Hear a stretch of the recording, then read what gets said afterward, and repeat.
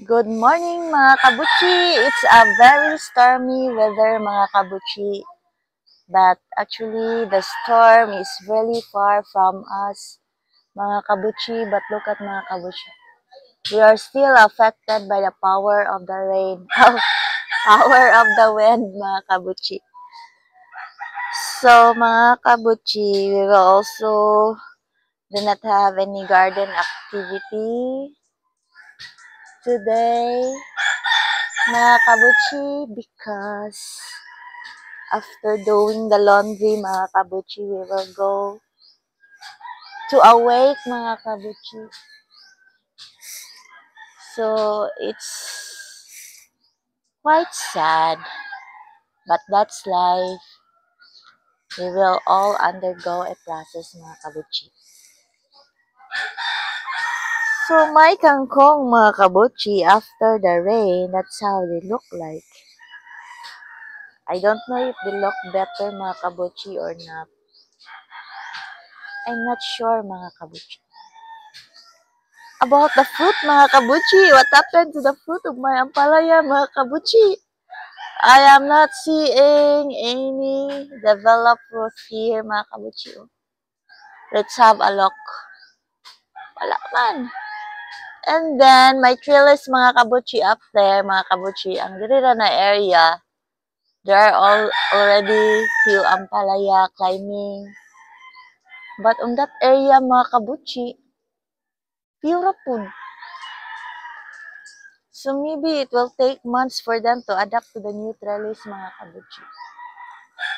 Speaking of female flowers, we have here one mga kabuchi.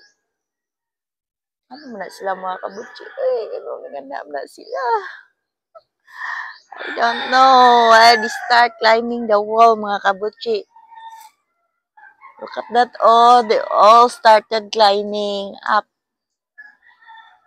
I don't know what's their business over there mga kabuchi. There's no sunlight over there. Our ginger mga kabuchi is about to be harvested next month. Our talong mga kabuchi not doing well again. Look at the leaves mga kabuchi. Huh? What kind of pest are they mga kabuchi? O, daghan na ba kayo? 1, 2, dapa, 3, 4, 5, 6, 7. O, dapa o. Mga kabuchi, katulkay na mga kabuchi. That kind of worm mga kabuchi is very itchy-bitchy mga kabuchi. Though we have fruits mga kabuchi, so we have talong over there, one. Another talong over here, two. So at least, but ang mga itchy-bitchy worm mga kabuchi, una, ayun siya mga kabuchi. Sao na lang. And then, so kinipangan mga kabuchi, string beans mga kabuchi, climbing up mga kabuchi, naabot na siya. So the one that is reaching the trellis over there mga kabuchi, kana, is the string beans. And then we have here another mga kabuchi. See? It will turn into a good fruit mga kabuchi. Supposed to be there is a female flower over here. Oh, here comes the female flower mga kabuchi. So it's still very, very cute mga kabuchi. Very, very young. And then under my trellis mga kabuchi, we have a ripe ampalaya over here mga kabuchi. Na-ripe man siya mga kabuchi. Aha, nadunot siya mga kabuchi. So this is akuan ampalaya. Sickly fruit. This one also mga kabuchi, this will not grow big mga kabuchi. So our ampalaya here mga kabuchi are not doing well mga kabuchi. And it seems that the part here mga kabuchi is dying. Oh! I feel that they are dying mga kabuchi.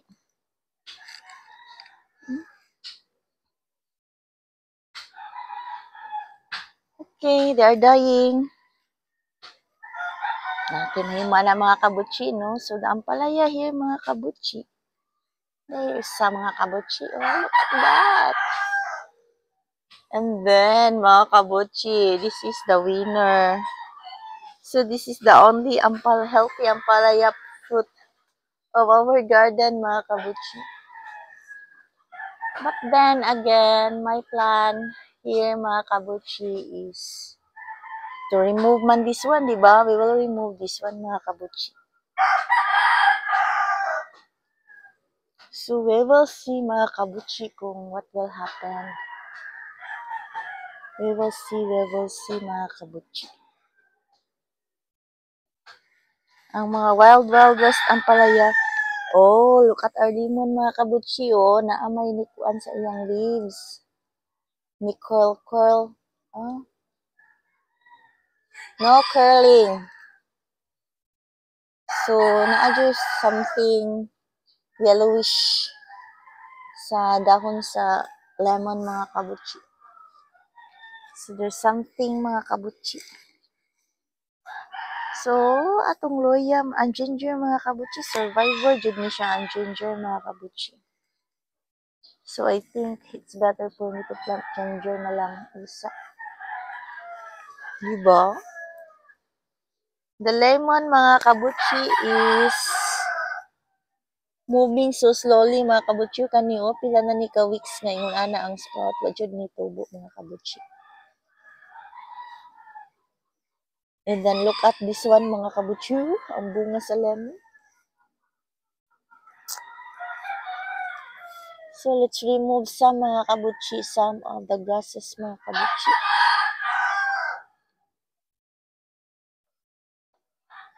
And let's just throw them outside the fence, mga kabutsi. Look at the carrots, mga kabutsi. The only carrots that survive here, mga kabutsi. So, these pots here, mga kabutsi, were all planted with carrots. And we only have a lone survivor over here.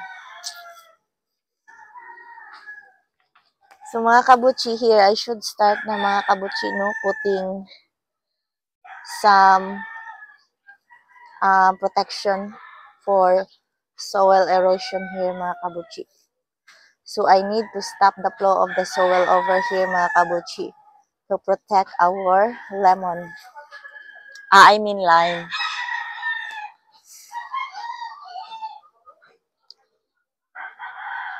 So, mga kabutsi, atong ampalaya, mga kabutsi, di na guro ni gid mamunga, mga kabutsi. So, we will already need to replace this ampalaya, mga kabutsi. So, ang iyang life ani, mga kabutsi, isabay ra ni siya sa, I think, sa peanuts. Yeah, the peanuts, mga kabutsi, has been harvested last June or May. Something like that, mga kabutsi. So, this is already more or less 9 months old na ang ampalaya. So, that is why it's no longer giving us more fruits. So, we will try planting young ampalayas, mga kabutsi. But it will be on this area, mga kabutsi. After we remove the ginger, mga kabutsi, we will replace the ginger with ampalaya, mga kabutsi. And then, the ginger will just be planted on the other side, mga kabutsi. So, our plan is to have the talong here, the ampalaya over there, and underneath are the ginger. So, that's the current layout, mga kabutsi. The kangkong, mga kabutsi, we will be planting ginger na lang here because the kangkong have a hard time over here. I don't know if they can still recover, mga kabutsi. Well, it's not good to eat matured kangkong, mga kabutsi. it has a strong taste already. We only have few chickens here, mga kabuchi, because of the bad weather, mga kabuchi. The chickens, most of the chickens, mga kabuchi, did not survive. Only few lang, mga kabuchi. As in few na lang ang chicken. Quite sad story. Also, our bantam chicken, mga kabuchi. There are also some death in our bantam chickens, mga kabuchi. So, mga kabuchi, this gonna be the end of our garden story update for week number 37 of year 2024. Week 37 na ba kung mga kabuchi? I feel so old already. I cannot remember simple things. Diba? Diba? So, mga kabuchi. I think the winner of the minute release is the mga kabuchi. Is the string beans.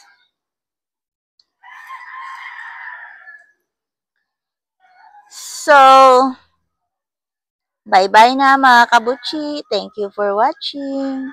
Enjoy your weekend.